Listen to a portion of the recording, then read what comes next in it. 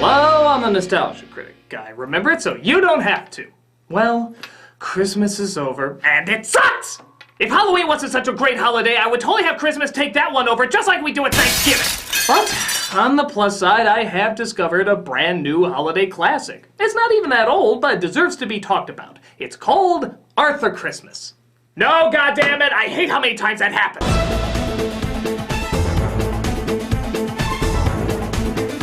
For those of you who actually do remember at least the trailers, you might be thinking, what, that weird-looking British movie where the characters' eyes all look like Toy Story screen tests? Tell me it's not true. Well, surprisingly, if you give the movie a chance, not only would you find it to be funny, but it also captures the importance of Christmas from a more contemporary point of view, as well as kind of from a nostalgic point of view. The movie is about several generations of Santas, and how the latest one is getting ready to hand the reins over to his oldest son. But Santa's other son, Arthur, who works in the mailing room, sees a child's been missed, and so he has to travel across the seas to try and get the present to her for Christmas.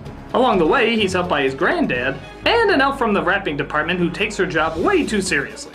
Just look at how hardcore she is with her skills. Automatic tape guns! Laser-guided scissors! Standard issue! Disrupt! There's no time for a bow! There's always time for a ball! What follows is magic, laughs, action, and all sorts of great visual wonders. A pretty straightforward story, but the heart, comedy, and greatness of it all lies in the details. Look at how fast this comedy is. The animation is so quick, but the attention to detail and tons of little side jokes is unbelievable. I mean, look how many things they do in just a few seconds of screen time. Stand by S1. You're gonna make it, soldier. Our host is married. Santa has left the building. This is a movie you have to see 3 times in order to see all the jokes. And you have to watch 3 more times just to hear all the jokes. Build elves jingle. Jingle jingle. Drop time 18.14 seconds per household. Slam piano. This kid must have been good his whole life. Making a list. Check it right. That's a wrap for demo. Converting milk and cookies to biofuel. It reminds me a lot of Hot Fuzz, where it's funny the first time you see it, but then when you watch it again, there's a ton of little things you never noticed. I don't know, maybe there's something to British comedy nowadays that they feel they just have to do things as fast as possible. Not that I'm against it at all, because, hey, that just means the rewatch value is made even better.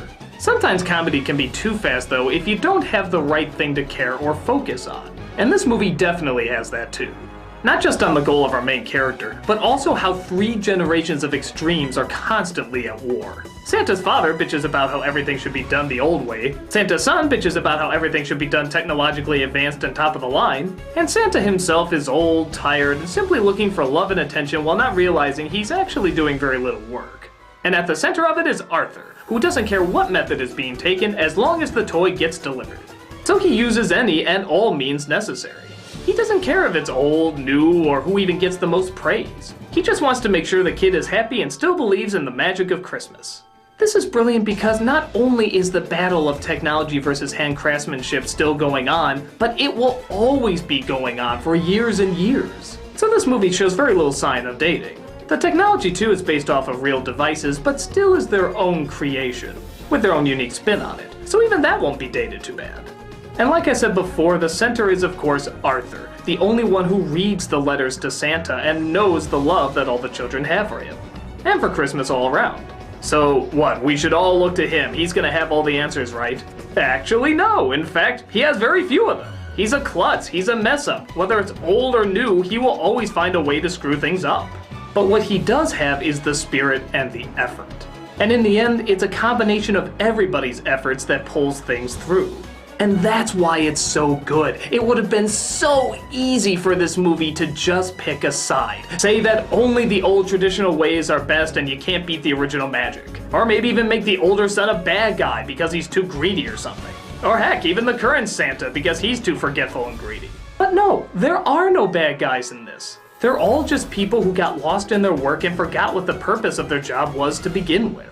They don't just slap the word villain on any of them. They're all dedicated, but just confused. And I think this is something a lot of people can relate to, especially around Christmas time. Trying their hardest to pull through on something and in doing so, losing focus of what's most important. And sure, this isn't the first film to draw attention to how the focus of Christmas can be lost. But much like Christmas Carol, it mixes the elements of the past, present, and future all into one. The past being the generation that wants to keep it the old way, the present with all the new and improved technology, and the future in terms of which methods are going to be used and by whom. And in the end, it focuses on another important element of Christmas, and that's compromise. Not any one way being right, but trying your hardest to combine the best elements of all of them together, mixing the strongest parts of the old ways with the strongest parts of the new ways.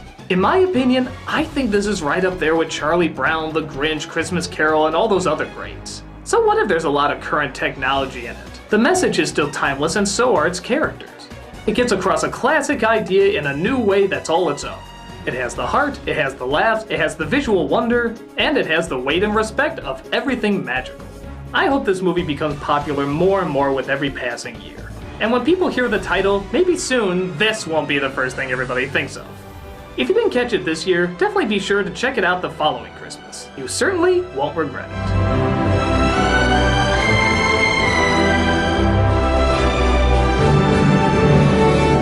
I'm a nostalgia critic. Wait a minute. Next month is January. You know what that means?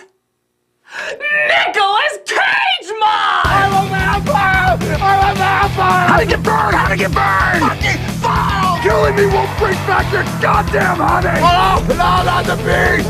Not the beast! Can I get my prescription, please? Pissed blood! Zeus's butthole! What are these fucking iguanas doing on my coffee table?